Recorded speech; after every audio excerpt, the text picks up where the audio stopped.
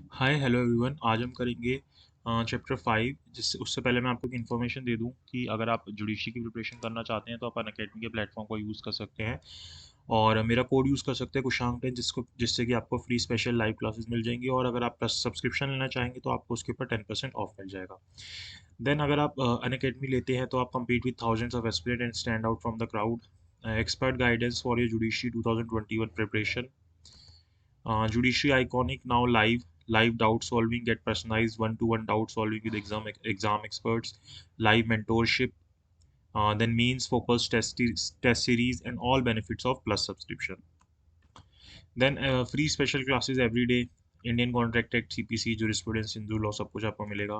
Then plus subscription access India's best educators, interactive live classes, live test quizzes, structure courses and PDFs. Then ये T20 mock test series है core subject के ऊपर, IPC, CrPC, CPC, evidence act पे। हर एक Monday, Tuesday, Wednesday, Thursday को सुबह 9 बजे ये क्लासेस होती हैं एंड इसका डिटेल डिस्कशन होता है सैटरडे संडे को शाम को 7 बजे। देन ये प्राइसिंग प्लान है, अगर आप सब्सक्रिप्शन लेते हो तो आपको इतने का पर मंथ का पड़ेगा, जो भी आप जिस हिसाब से लेते हो। और जो सी भी सब्सक्रिप्शन प्लान आप लेते हो उसके ऊपर आपको 10% ऑफ मिल जाएगा अगर आप मेरा कोड यूज़ करते हो कुशांक 10। चलिए अब हम आते हैं अपने टॉपिक के ऊपर। देखिए चैप्टर 5 जो है हमारा सेक्शन 41 से स्टार्ट तो होता है लेकिन काफ़ी आगे तक जाता है, 60A तक जाता है। तो आज हम एक क्लास में 60A कवर नहीं करेंगे, हम 5 सेक्शंस, 5 से ज़्यादा ही हो जाएंगे, मतलब 41 से 45 तक करेंगे, जिसके बीच में काफ़ी सारे सेक्शंस आ जाते हैं, 41A B C।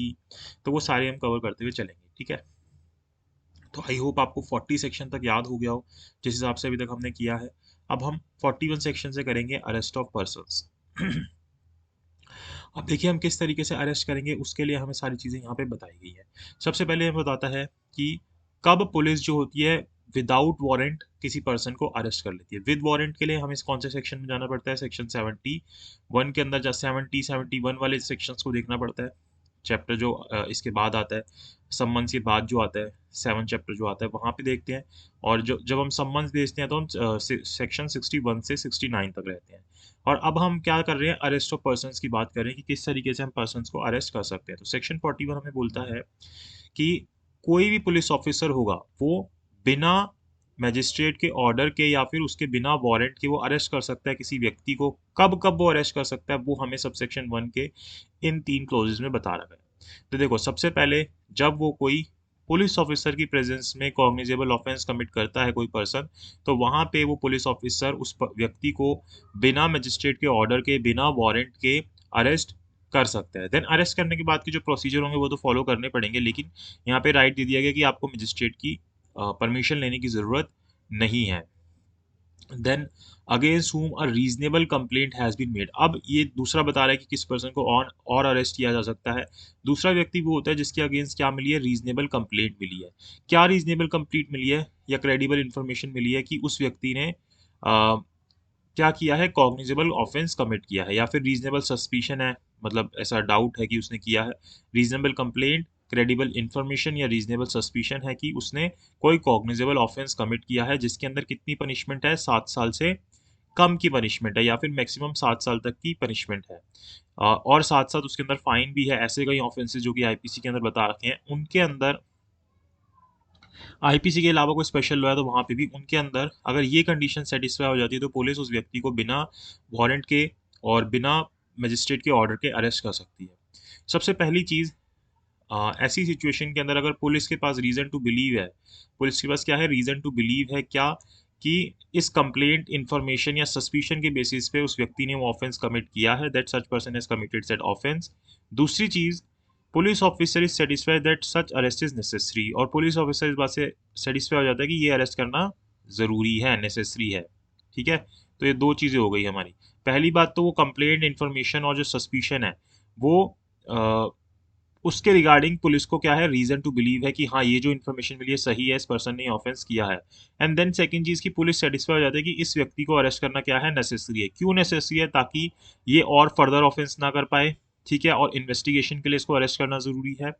और ताकि अगर ये बाहर रहे तो कहीं एविडेंसेस को ख़त्म ना कर दे, डिसअपियर ना कर दे, या उनके साथ कोई छेड़छाड़ ना करे।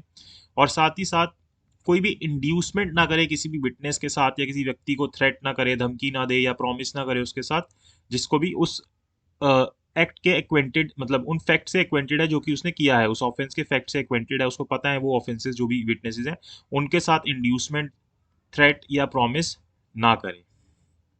एक तरीके से इसको आप टिप की तरह याद कर सकते हो कि टिप ना करें उनके साथ। TINP, ठीक है।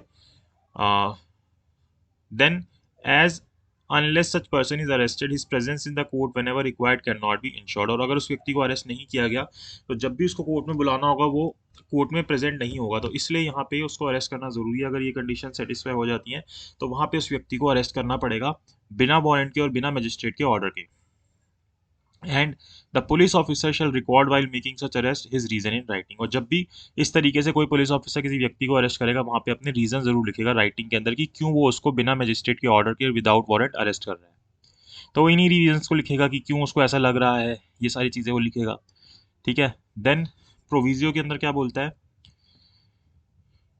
Provided that police officer shall in all cases where arrest of person is not required under the provisions of this subsection record the reason in writing for not making the arrest। Arrest करेगा तो reason बताएगा, arrest नहीं करेगा तो reason बताएगा। भाई इन sections के हिसाब से उसको अरेस्ट करना चाहिए था और वो अरेस्ट नहीं कर रहा तो अपना राइटिंग बताएगा कि उसने राइटिंग में बताएगा कि उसने अरेस्ट क्यों नहीं किया, और अरेस्ट किया तो क्यों किया, दोनों चीज़ों के उसको रीजंस बताने हैं राइटिंग के अंदर पुलिस ऑफिसर को, ठीक है। तो 41 के सबसेक्शन 1 के अंदर क्या हो रहा है कि वो, सबसेक्शन 2 के अंदर क्या हो रहा है कि वो बिना वारंट के और बिना मजिस्ट्रेट के ऑर्डर के अरेस्ट कर रहा है इन इन सिचुएशंस के अंदर। और सबसेक्शन 1 में क्या हुआ था, जहां पे कॉग्निजेबल ऑफेंसेस मजिस्ट्रेट के सामने हुए थे, ये सब कुछ सबसेक्शन 1 में ही है। ये ए में था और ये बी में है, जो भी हमने देखा ए में था जहाँ कॉग्निजेबल ऑफेंस आप मजिस्ट्रेट के सामने कर रहे हो, और बी के अंदर यहाँ पे बिना वारंट के और बिना कोर्ट के, मतलब मजिस्ट्रेट के ऑर्डर के कब कब अरेस्ट कर लिया जाएगा, किन कंडीशंस को पूरा होने पे वो बता रखा है। देन बी ए ऐड किया गया। बी ए क्या बोलता है, सबसेक्शन 1 ही चल रहा है 41 का। Against whom a credible information has been received that he has committed a cognizable offense punishable with imprisonment for a term which may extend to more than 7 years, whether with or without fine or with death sentence of the police officer a reason to believe on the basis of that information that such person has committed said offense। तो यहाँ पे 7 साल से ऊपर का अगर कोई भी ऑफेंस हो रहा है तो उसके अंदर पुलिस अरेस्ट कर सकती है। तो देखो जब 7 साल से कम था तो बी के अंदर कितनी सारी चीज़ें होनी चाहिए थी, तब अरेस्ट किया जा सकता था, ये सारी सिचुएशंस होनी चाहिए थी। लेकिन बी ये बोल रहा है कि अगर 7 साल से ऊपर जिसके अंदर डेथ सेंटेंस, लाइफ इम्प्रिजमेंट, ये सब चीज़ें, वहाँ पे इन सब सिचुएशंस को पूरा होना भी ज़रूरी नहीं है, वहाँ पे बिना किसी रीज़न के उसको अरेस्ट कर सकता है वो। अगर उस व्यक्ति ने इस तरीके की कोई ऑफेंस किया है या क्रेडिबल इन्फॉर्मेशन है कि हाँ इस व्यक्ति ने ऑफेंस किया है, तो वहाँ पे पुलिस के पास ये पावर है कि without magistrate order and without warrant वो उसको अरेस्ट कर सकता है। तो ए हो गया, बी हो गया एंड बी ए हो गया, ठीक है। देन सी क्या बोलता है, ऐसा व्यक्ति जो कि प्रोक्लेम्ड एज एन ऑफेंडर है इस कोड के अंदर यानी सीआरपीसी के अंदर या फिर स्टेट के ऑर्डर पे। और प्रोक्लेम्ड ऑफेंडर कौन होते हैं, जो सेक्शन 82 के अंदर डिक्लेयर किए जाते हैं। अभी सेक्शन 82 हमारा आगे आएगा, वहाँ पे आपको समझ आ जाएगा।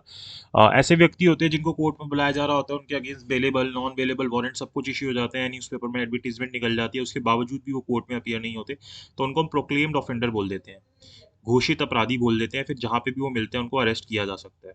तो यहाँ पे विदाउट वारंट और विदाउट मजिस्ट्रेट ऑर्डर अगर वो कहीं पे भी मिल रहे हैं तो हम उनको अरेस्ट कर सकते हैं। तो या तो सीआरपीसी के हिसाब से सेक्शन 82 में उनको प्रोक्लेम्ड ऑफेंडर बोला गया हो, या फिर स्टेट गवर्नमेंट ने उनको डिक्लेयर किया हो कि वो प्रोक्लेम्ड ऑफेंडर हैं, तो वहाँ पे उनको विदाउट वारंट अरेस्ट किया जा सकता है।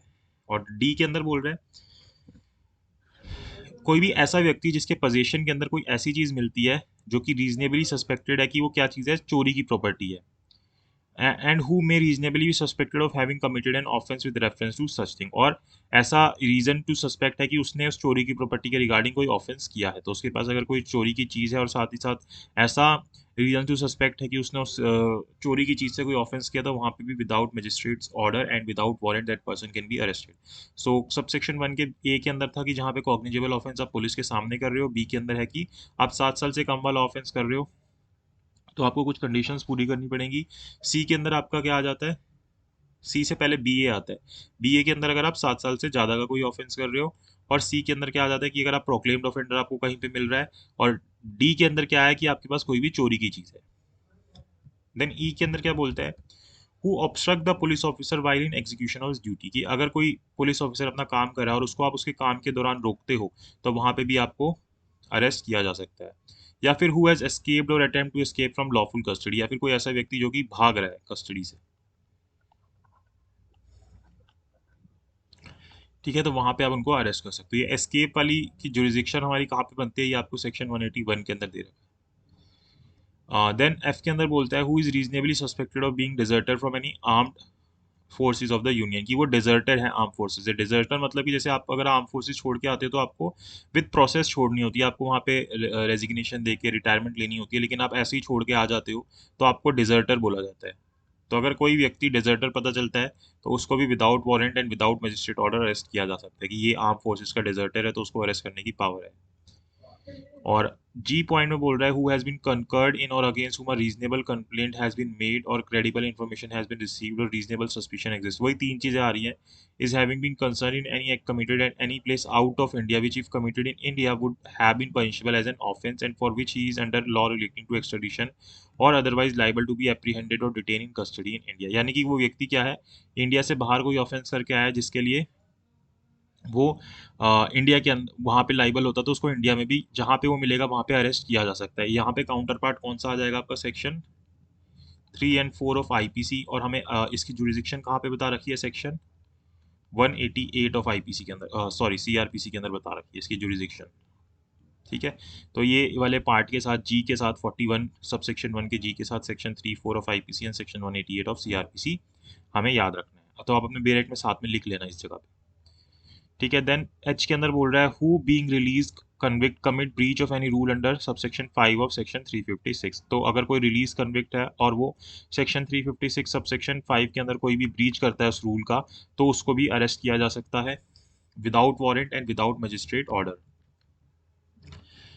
देन आखिरी पॉइंट आता है I, for whose arrest any requisition whether in written or oral has been received from another police officer. अब देखो यहाँ पे रेक्विजिशन का मतलब क्या होता है, मांग, मांग होना, मतलब मांगा गया है ऐसे व्यक्ति को, मतलब कि जिसकी अरेस्ट को रेक्विजिशन किया गया, मांगा गया, जैसे इस वाले पुलिस स्टेशन ने इस वाले पुलिस स्टेशन से मांगी है, अदर पुलिस ऑफिसर से आपको रेक्विजिशन मिली है, provided that the requisition on specific the person be arrested in the offense or other cause for such arrest is to be made and it appears therefrom that the person might lawfully be arrested without a warrant by officer who issued the requisition। तो यहाँ पे अगर आपसे इस तरीके से मांग की गई है तो आप भी उसको अरेस्ट कर सकते हो without warrant and without magistrate, without warrant and without magistrates order.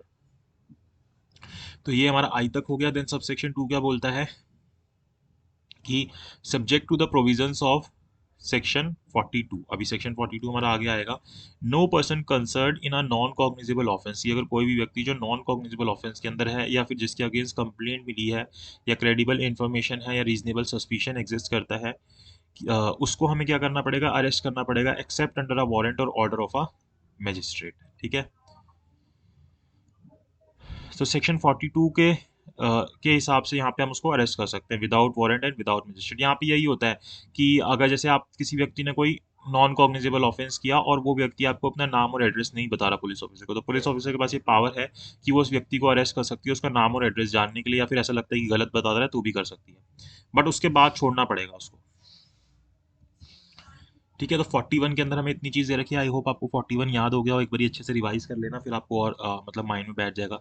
Last class में हमने 36 से 40 को याद किया था, अब यहाँ पे 41 से कोशिश करते हैं 45 तक आपको याद हो जाए। 41 ए के अंदर आता है notice of appearance before police officer. अब देखो 41 के अंदर तो आप अरेस्ट कर रहे थे, लेकिन यहाँ पे क्या कर रहे हो कि पुलिस ऑफिसर अपने सामने किसी की अपीयरेंस के लिए नोटिस भेज रहा है कि मेरे सामने अपीयर हो जाओ। ये कब होगा, जब आपको उसको अरेस्ट करने की जरूरत नहीं है, सेक्शन 41 सबसेक्शन 1 के अंदर। तो यहाँ पे police officer shall word use हुआ है, यानी कि पुलिस ऑफिसर को ऐसा करना है सभी केसेस के अंदर जहाँ पे अरेस्ट करना रिक्वायर्ड नहीं है सब सेक्शन 1 ऑफ सेक्शन 41 के अंदर।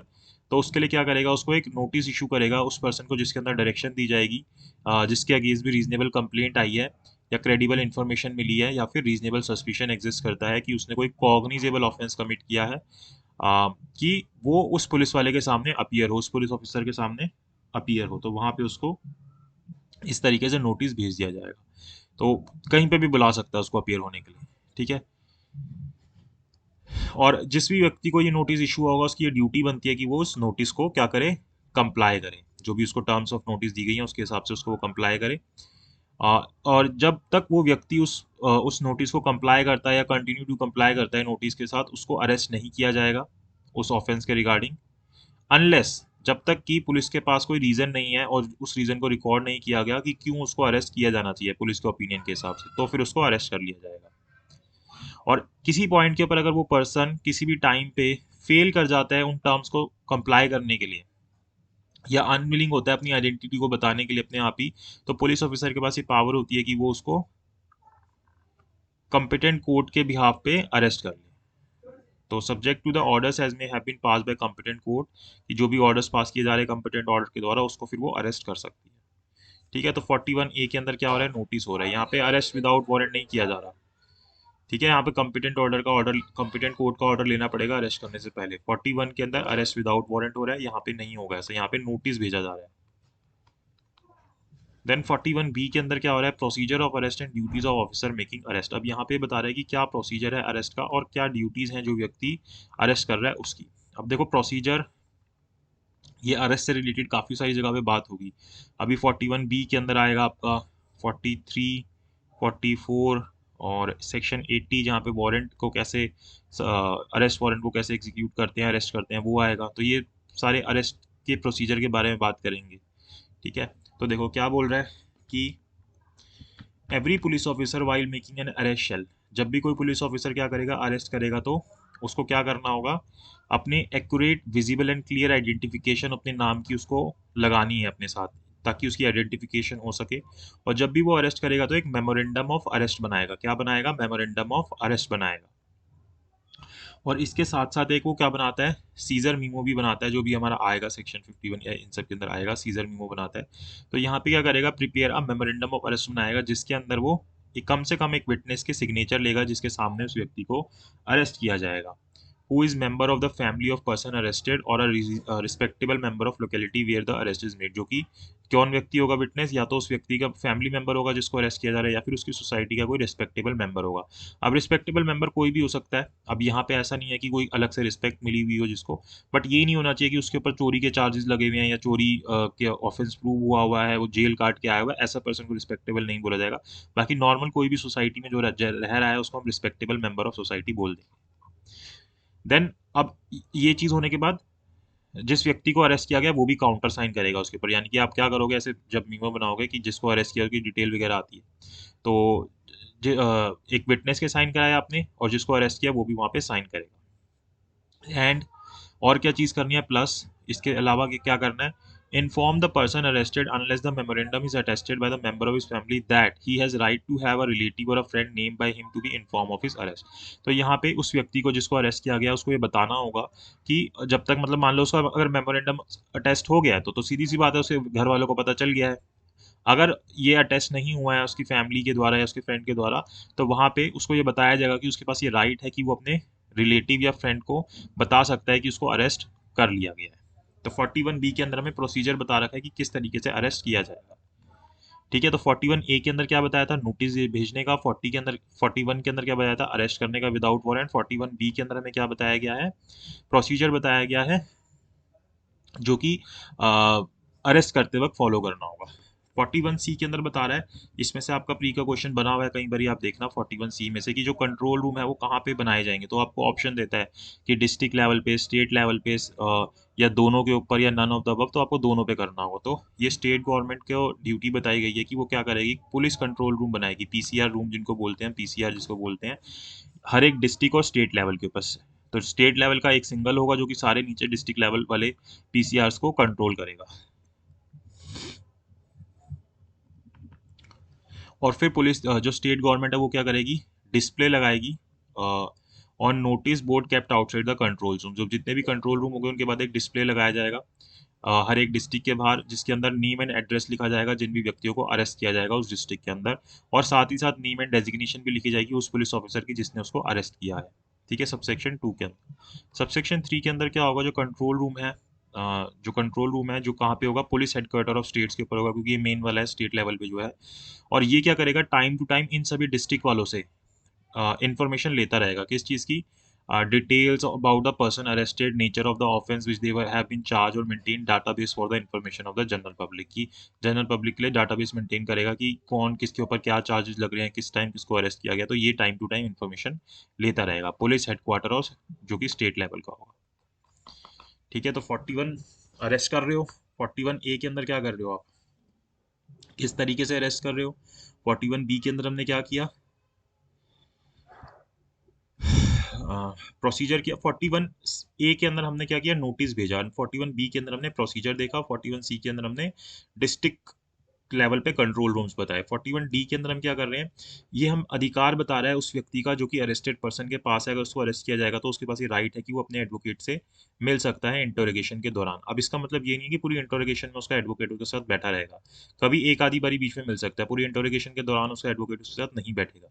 ठीक है, ये आपको कॉन्स्टिट्यूशन के थ्रू भी राइट मिलता है। देन 42 के अंदर आता है arrest on refusal to give name और रेजिडेंस। तो अगर किसी व्यक्ति ने कोई नॉन कॉग्निजेबल ऑफेंस किया है और वो अपना रेजिडेंस या नाम या एड्रेस नहीं बता रहा है, यानी कि जैसे कोई पुलिस ऑफिसर है, उसकी प्रेजेंस के अंदर अगर कोई नॉन कॉग्निजेबल ऑफेंस कर रहा है और वो व्यक्ति अपना नाम और एड्रेस नहीं बता रहा है या फिर सही से नहीं बता रहा है, तो ऐसी सिचुएशन के अंदर पुलिस ऑफिसर के पास ये राइट होता है कि उसको without warrant and without magistrate order उस व्यक्ति को अरेस्ट कर ले, लेकिन सिर्फ किस लिए, उसके नाम और रेजिडेंस को जानने के लिए। जैसे ही उसका नाम और रेजिडेंस पता चल जाएगा वो उसको छोड़ देगा एक बॉन्ड लेके उससे, चाहे उसके अंदर श्योरिटी ले या श्योरिटी ना ले, ताकि वो मजिस्ट्रेट के सामने अपीयर हो जाए। Provided that if such person is not resident in India, the bond shall be secured by surety or surety is resident in India. Simple सी बात है।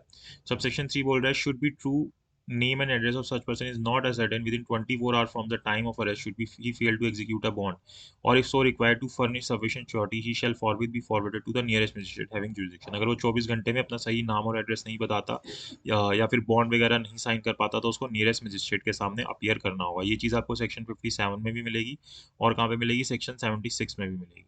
ठीक है, कि आपको विद इन 24 आवर्स प्रोड्यूस करना होता है, जिससे कौन सा सेक्शन रिलेटेड होता है, सेक्शन 167 रिलेटेड होता है। सीआरपीसी, ये सारे सीआरपीसी के ही सेक्शन है। ठीक है, तो अब आपको ये भी याद रखना है कि 42 सेक्शन का सब सेक्शन 3 भी इसी चीज से रिलेटेड बात करता है। देन 43 क्या बोलता है, arrest by private person and procedure on such arrest. तो 41A देखा था आपने, ठीक है, कि कैसे अरेस्ट करना है। यहाँ पे 43 के अंदर बता रहा है कि प्राइवेट पर्सन को ही अरेस्ट करेगा, क्योंकि मजिस्ट्रेट किसी प्राइवेट पर्सन को भी ऑर्डर कर सकता है किसी को अरेस्ट करने के लिए। तो any private person may arrest और cause to be arrested any person who in is present commit non bailable and cognizable offence. तो अगर किसी प्राइवेट व्यक्ति के प्रेजेंस के अंदर अगर कोई व्यक्ति नॉन बेलेबल और कॉग्निजेबल ऑफेंस करता है, ठीक है, या उसको कोई प्रोक्लेम्ड ऑफेंडर मिलता है, तो विदाउट अननेसेसरी डिले वो उसको अरेस्ट कर सकता है और जो भी नियरेस्ट पुलिस ऑफिसर होगा उसके पास लेके जाएगा। और अगर मान लो पुलिस ऑफिसर नहीं मिल रहा तो जो भी नियरेस्ट पुलिस स्टेशन है उसके पास उसको लाके ले जाके उसकी कस्टडी दे देगा। ठीक है,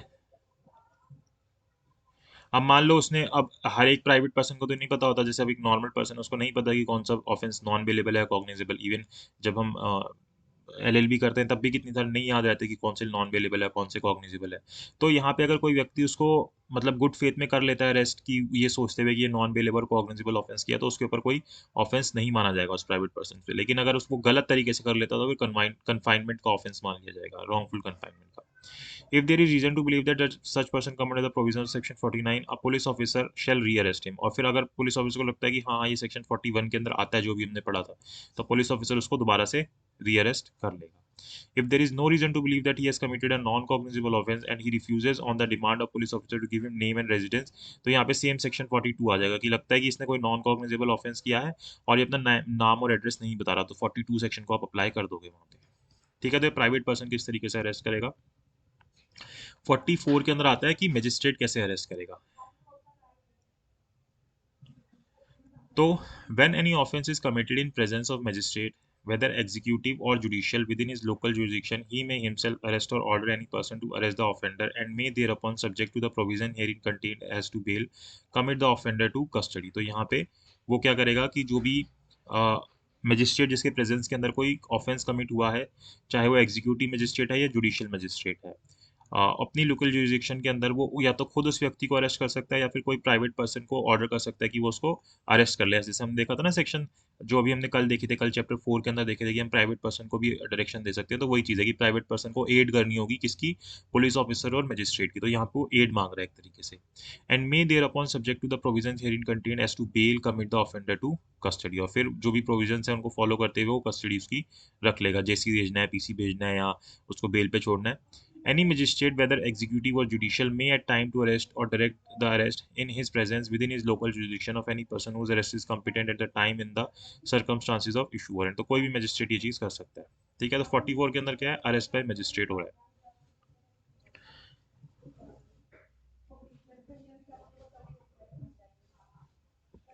देन सेक्शन 45 के ऊपर आते हैं, protection of member of the arm forces from arrest. तो देखो यहाँ पे किसको प्रोटेक्शन मिल रही है, आर्म फोर्सेस को मिल रही है, जो आर्म फोर्सेस के मेंबर्स हैं।